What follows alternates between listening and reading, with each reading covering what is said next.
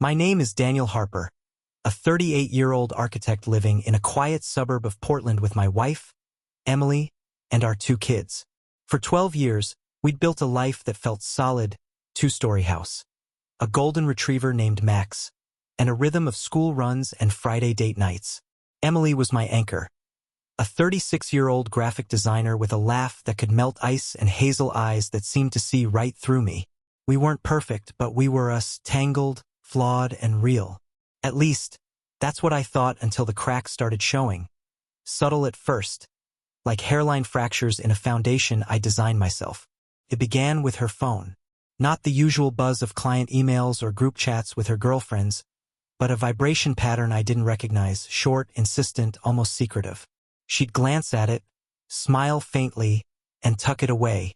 "Work stuff," she'd say, brushing her auburn hair behind her ear. I believed her because I wanted to. Why wouldn't I? She'd never given me a reason to doubt her.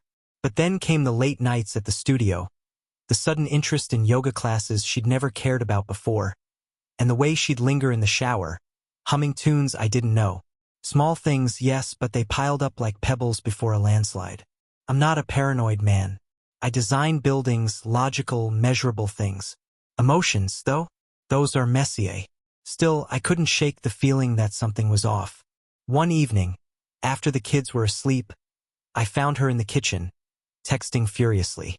Her fingers danced over the screen, and when I asked who it was, she flinched, like I'd caught her stealing from the cookie jar. "Just Sarah," she said, too quickly. Sarah, her best friend, who I knew was on a cruise in the Bahamas that week. I didn't call her out. Instead, I nodded, poured a glass of water, and let the unease settle into my bones. That night, I lay awake, staring at the ceiling, wondering if I was imagining ghosts, or if they were already living in my house. The next clue came by accident. I was fixing the printer in her home office, something she'd begged me to do for weeks, when I found a crumpled receipt under her desk. A dinner for 2 at La Provence, a swanky French place downtown. The date was a Wednesday, 2 weeks ago, when she told me she was working late. I'd been home with the kids, making spaghetti and refereeing a pillow fight. The receipt listed wine, escargot, and a $120 tab. Emily hated escargot, said it tasted like rubber. So who was she with? My chest tightened, but I shoved the paper in my pocket and said nothing. Not yet. I needed proof, not hunches. I needed to know who was eating snails with my wife while I played Mr. Mom. Days turned into a quiet investigation. I didn't confront her, not because I was afraid, but because I wanted the truth to be undeniable when I did. Emily carried on like nothing was wrong, kissing me goodbye each morning, leaving her jasmine scent on my collar. But I saw the signs now. The way she'd angle her phone away from me, the new perfume she wore, sharp and citrusy, not her usual soft floral, and the faint glow in her eyes that didn't match our routine life. I started paying attention, cataloging every detail like blueprints for a project I didn't want to build. It was a Saturday when I got my first real lead. The kids were at a sleepover, and Emily said she was meeting a client downtown. "Last-minute thing," she muttered, tugging on a black dress I hadn't seen before. She looked stunning, too stunning for a business meeting. I offered to drive her, testing her reaction. "No need," she said, a little too brightly. "I'll Uber." She left, and I waited 10 minutes before grabbing my keys. Call it instinct or insanity, but I followed her. Not proud of it, but I did. Her Uber stopped at a bar called the Velvet Room, a dimly lit spot known for overpriced cocktails and discreet corners. I parked across the street, watching through the rain-streaked windshield as she stepped out, her dress catching the neon glow. She didn't go in alone. A man met her at the door, tall, broad-shouldered, with a mop of dark hair and a leather jacket. He put a hand on her lower back, guiding her inside like he'd done it 100 times. My stomach churned. I didn't know him, but I knew that touch. It was familiar, possessive, the kind I'd used on her once. I sat there for an hour, rain drumming on the roof, debating whether to storm in or drive away. I chose the latter.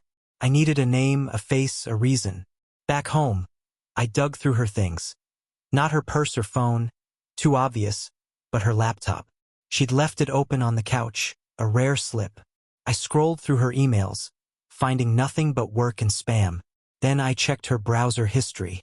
Buried between design blogs and yoga schedules was a search, Michael Voss Portland. I clicked it. LinkedIn popped up.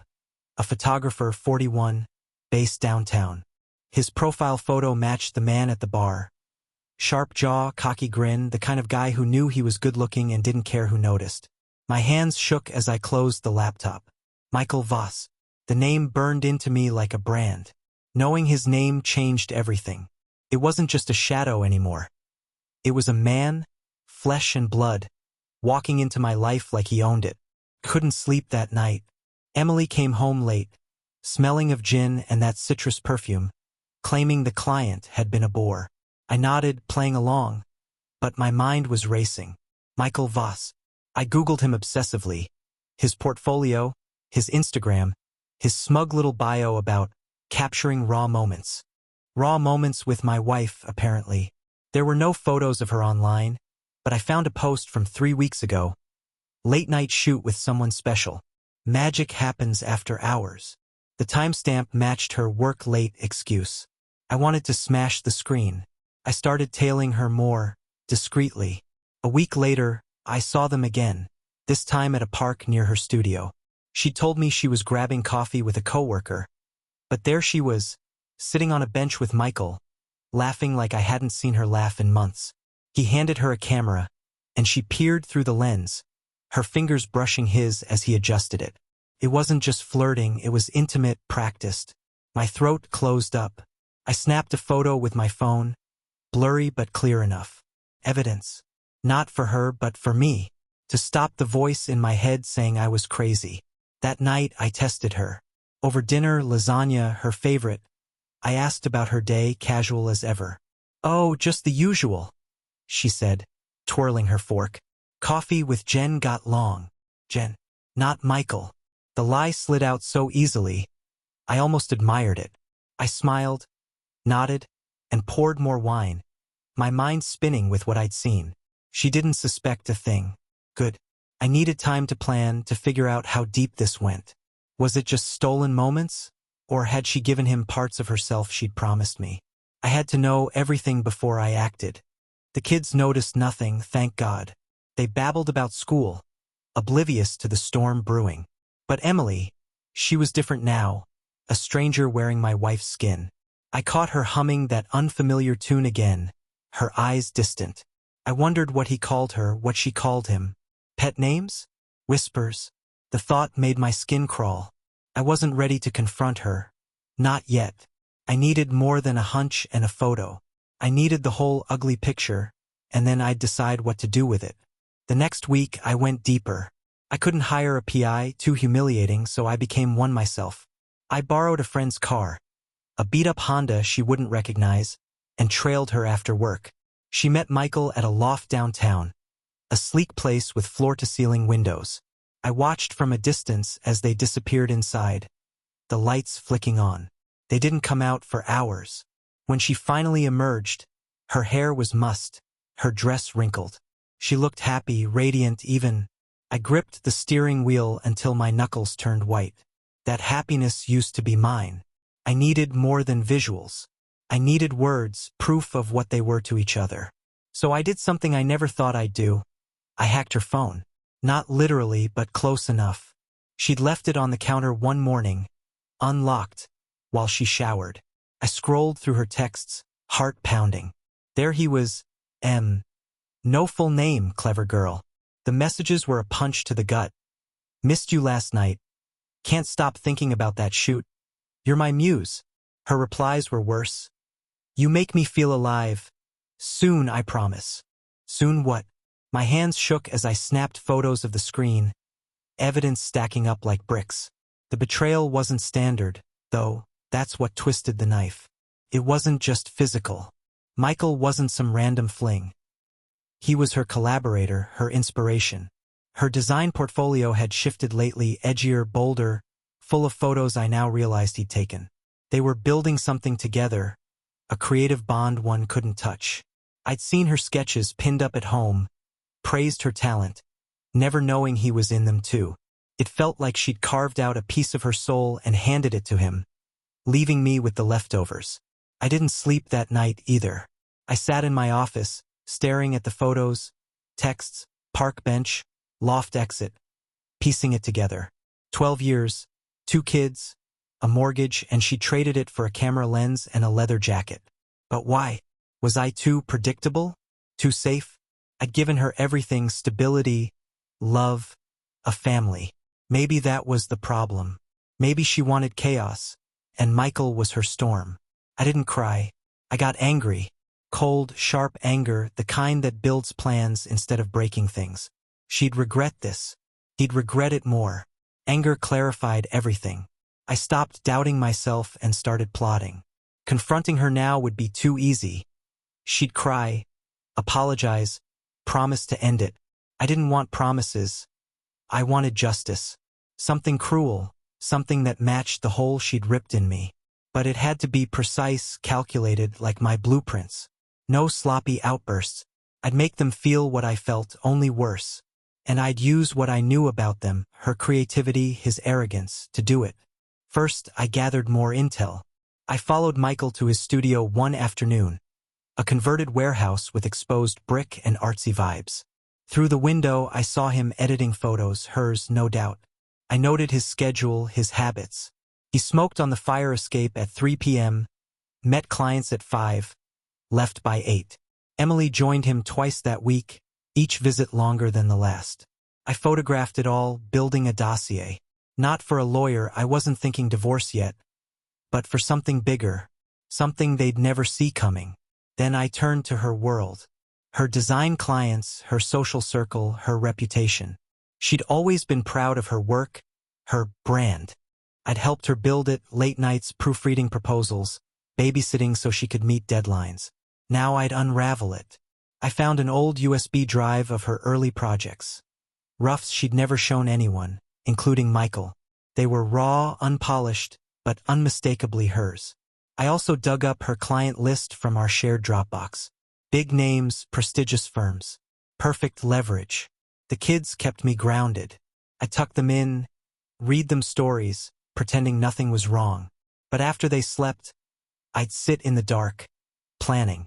Michael's photography career relied on gigs, exposure. Emily's design work thrived on trust, credibility. I'd hit them where it hurt most. Their passions, their egos. Not with fists or shouting, but with something colder, sharper. I didn't know the full shape of it yet, but the pieces were forming. Revenge wasn't about ending them, it was about making them wish they'd never started. My name's Daniel, and I'm not a vengeful man by nature. I build things, homes, offices, places where people feel safe. But Emily and Michael turned me into something else. A demolition expert of their little world. Sitting in my office late at night, surrounded by photos and notes, I started sketching my plan. Not on paper, too risky, but in my head where it could grow sharp and unbreakable. I'd dismantle what they'd built together, piece by piece, until they had nothing left to hold on to. It wouldn't be quick. It'd be slow, deliberate, a collapse they'd feel in their bones. I began with Michael. His photography career was his lifeline. Gigs with magazines, galleries, hipster brands. I found his website, sleek and pretentious, full of moody shots and self-important quotes. His next big break was an exhibit at the Portland Art Collective, scheduled for next month. I'd seen the flyer in Emily's car, crumpled, like she'd tried to hide it. Michael Voss, Unfiltered Visions. She designed the layout, her signature style all over it. Their little love project, flaunted in public. My stomach twisted, but I smiled. That exhibit would be ground zero. I called in a favor from an old college buddy, Greg, who ran a small PR firm. Hypothetical question, I said over beers at a dive bar. How do you tank an art show without anyone knowing it's you? Greg laughed, thinking I was joking, but when I didn't laugh back, he leaned in.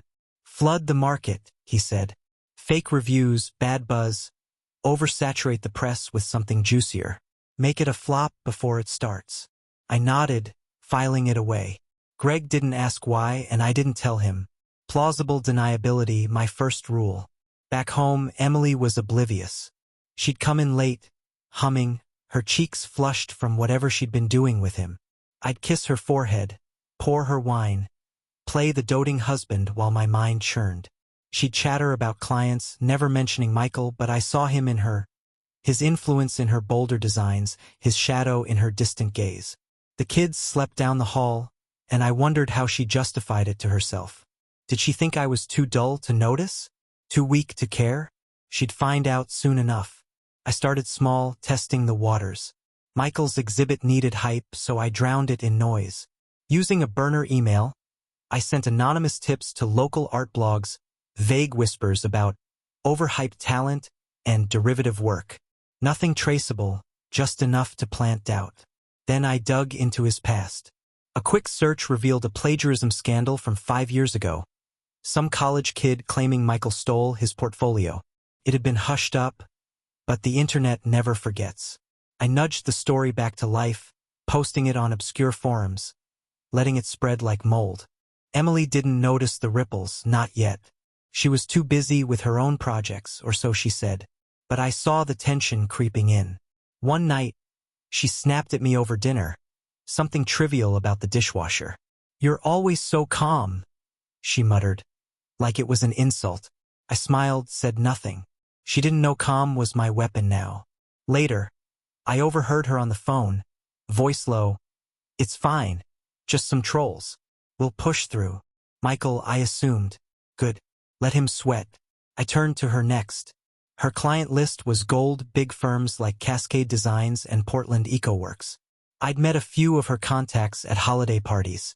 Charming types who trusted her implicitly. Using another burner account, I sent a cryptic email to Cascade's creative director. "Ask Emily Harper about her side projects. Might affect your brand." No details, just a seed. I knew they'd dig, and when they did, they'd find her late-night shoots with Michael. Not the full truth, but enough to raise eyebrows. Trust is fragile in her world, one crack and it shatters. The kids kept me sane. I'd take them to soccer, cheer from the sidelines, pretending life was normal. But at night, I'd sit in the garage, Max curled at my feet, plotting the next move. Emily's birthday was coming up. A perfect chance to tighten the screws. She'd expect a gift, a celebration. I'd give her something else entirely. Emily's 37th birthday fell on a crisp Saturday in March. I'd planned it meticulously. Not a party, but a quiet dinner at home, just us and the kids. She'd been distracted all week, texting M more than usual, probably plotting some getaway. I played dumb, asking about her day, complimenting her new sweater, citrus-scented, of course. She smiled, but it didn't reach her eyes. "You're sweet," she said, patting my hand. Sweet, like I was a puppy, not a man watching his life unravel. I gave her a gift, a leather-bound sketchbook, custom-made, her initials embossed in gold. "For your designs," I said, watching her face. She lit up, flipping through the pages, oblivious to the tracker I'd slipped into the binding. Thin as a hair, synced to an app on my phone. She'd carry it everywhere, her studio, his loft. I'd know exactly where she went, with whom, and when. "It's perfect," she gushed, hugging me. I hugged back, tasting bile. Perfect for me, too. That night, after the kids were asleep, she said she needed air. "A quick walk." I nodded, tracking her dot as it moved downtown, straight to Michael's warehouse. They stayed there 2 hours. When she returned, cheeks flushed, I asked how the walk was. "Refreshing," she lied, slipping into bed. I stared at the ceiling, plotting. The tracker confirmed what I already knew, but it also gave me timestamps, patterns, ammunition. Meanwhile, Michael's exhibit buzz was souring. My forum posts had spread. Art critics started questioning his originality, citing that old scandal. A gallery pulled his promo from their site, citing scheduling conflicts. I smiled at my laptop, sipping coffee. Emily noticed his stress. She'd vent about online jerks ruining his big night. I'd nod sympathetically, offering vague comfort, while watering the chaos I'd sown. Her birthday gift was just the start. She'd carry my revenge with her, page by page. The exhibit was 2 weeks away, and Michael's world was fraying. I'd escalated, hired a freelancer on a dark web gig site to flood his inbox with fake bookings, clogging his schedule. Then I leaked a doctored photo to a gossip blog. Michael cozying up to a model from an old shoot, timestamped suspiciously close to his muse nights with Emily. It wasn't real, but it looked convincing. The blog ran it with a snarky headline, "Portland's hotshot Fotig. One muse too many?" Emily saw it. I caught her scrolling, face pale, before she slammed her phone down. She didn't confront me, though. She couldn't, not without admitting where she'd been. Instead, she grew snappish, distant. "Work's a mess," she'd say, avoiding my eyes. I kept up the act. Cooked dinner, walked Max, asked about her day. But I saw the cracks. Her sketching slowed, her confidence wobbled. Cascade Designs called her in for a chat. My email had worked. They didn't fire her, but they scaled back her projects, citing optics. She blamed it on office politics. I didn't correct her. Michael's exhibit took the next hit. I'd found an old college portfolio of his public domain stuff he'd borrowed for his early work. I sent it to the art collective anonymously, suggesting they compare it to his unfiltered visions. They did. 3 days later, they cut half his pieces, citing authenticity concerns. He was scrambling, and Emily was caught in it, her design credits tied to his sinking ship. She came home late, eyes red, claiming exhaustion. I poured her tea, said nothing. The trap was tightening. With the exhibit a week out, I wove the last strands. I'd cloned Emily's phone data, every text, every photo, using a trick I'd learned online. Among them were shots she'd never shown me. Her and Michael, tangled in moments I couldn't unsee, captioned with promises of soon. Soon was now, I decided. I didn't need to expose them outright, that was too crude. I'd let their own egos finish the job. I mailed prints of Michael's borrowed college work to his top clients, and signed, with a note, "Know who you're hiring." His bookings dried up overnight. For Emily, I sent her rough sketches, the ones from that USB, to a rival designer, hinting they were new. The rival pitched them to Cascade, claiming credit.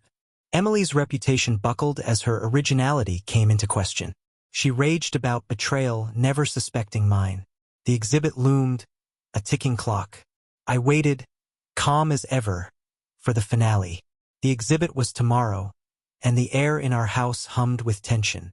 Emily barely spoke to me, her eyes darting to her phone every few minutes. She'd been on edge all week. Michael's career was crumbling, and her own was teetering. I'd overheard her on a call with him, voice tight. "We'll fix this. It's just noise." Noise I'd created, amplified, turned into a roar. She didn't suspect me, not yet. I kept my routine steady. Coffee in the morning, bedtime stories with the kids. A kiss on her cheek she barely returned. My calm was her blind spot. I'd spent nights fine-tuning the endgame.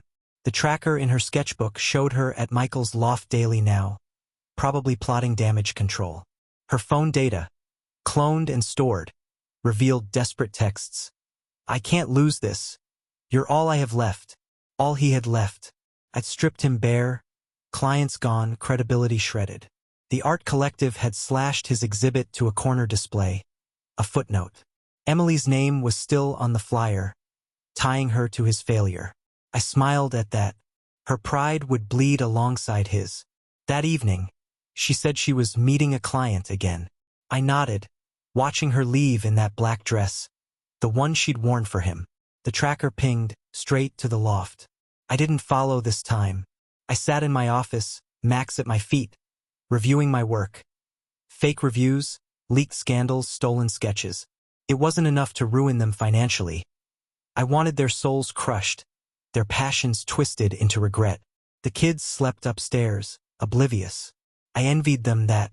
Tomorrow I'd watch it all burn, and they'd never know who lit the match. I poured a whiskey, rare for me, and toasted the silence. Emily came home past midnight, her makeup smudged, her voice brittle. "Rough night," she muttered, avoiding my gaze. I offered a sympathetic nod, handed her a glass of water. She drank it fast, like she could wash away whatever she'd done. She couldn't. The exhibit would be their reckoning, and I'd be their front row, invisible architect of their collapse. Saturday arrived, gray and damp, perfect for a funeral. The Portland Art Collective buzzed with hipsters and critics, but the energy was off. Whispers, sidelong glances. Michael's unfiltered visions was relegated to a back wall. Half the lights dimmed. His name misspelled on a cheap placard. Emily's design credits hung there too, a scarlet letter. I'd slipped in early, blending with the crowd in a gray hoodie, unrecognizable. She'd begged me to skip it, too busy with the kids. But I'd insisted. Wouldn't miss it, I'd said, smiling. She hadn't caught the edge in my voice.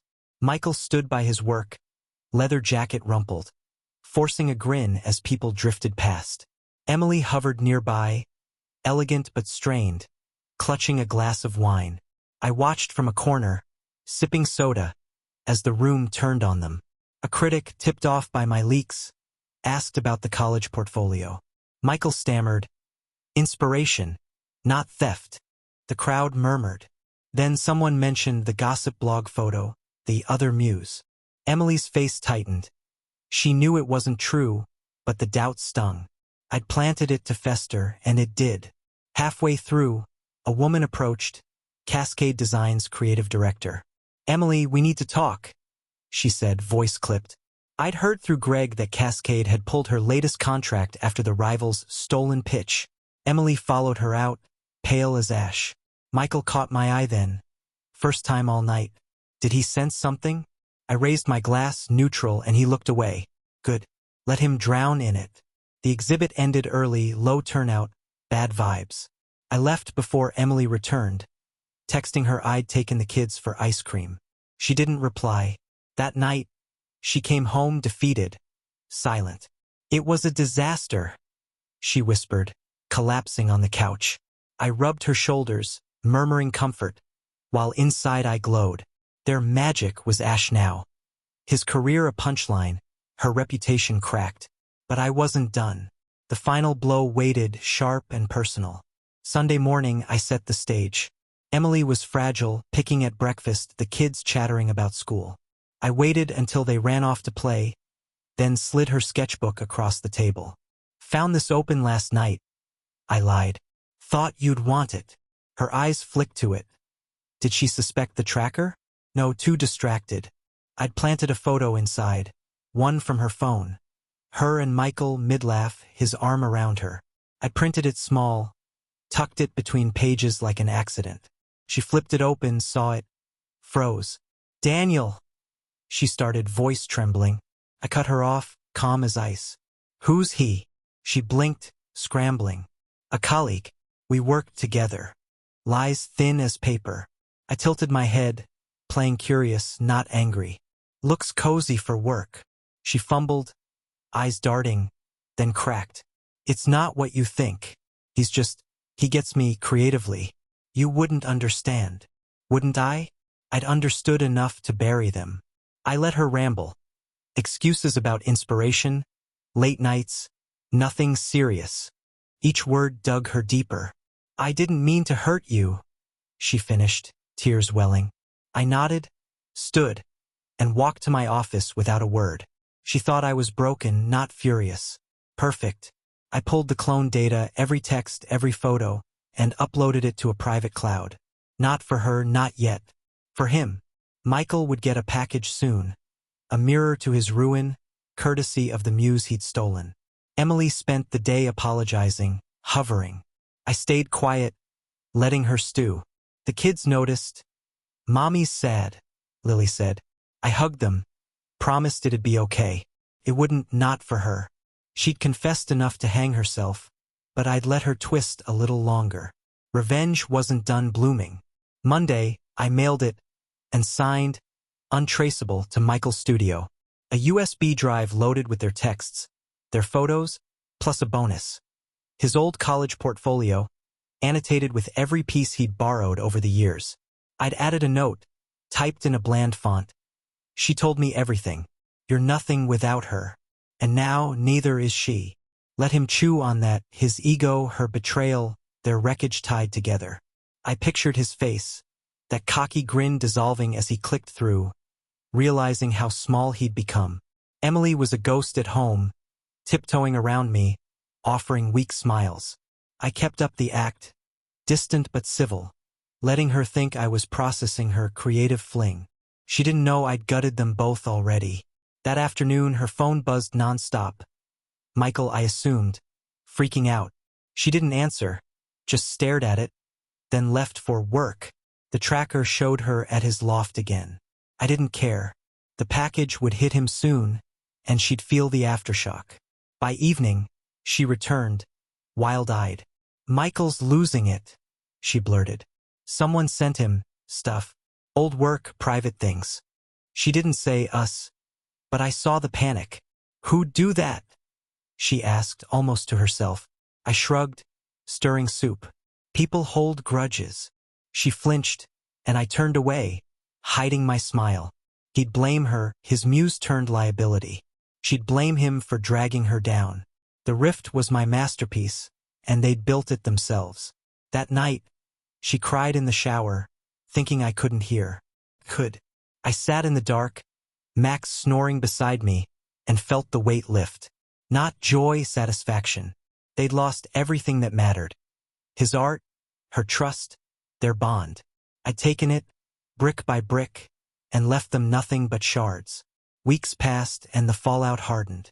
Michael's studio closed, too many canceled gigs, too much whispers. He moved away, some say to Seattle, a shadow of his swagger.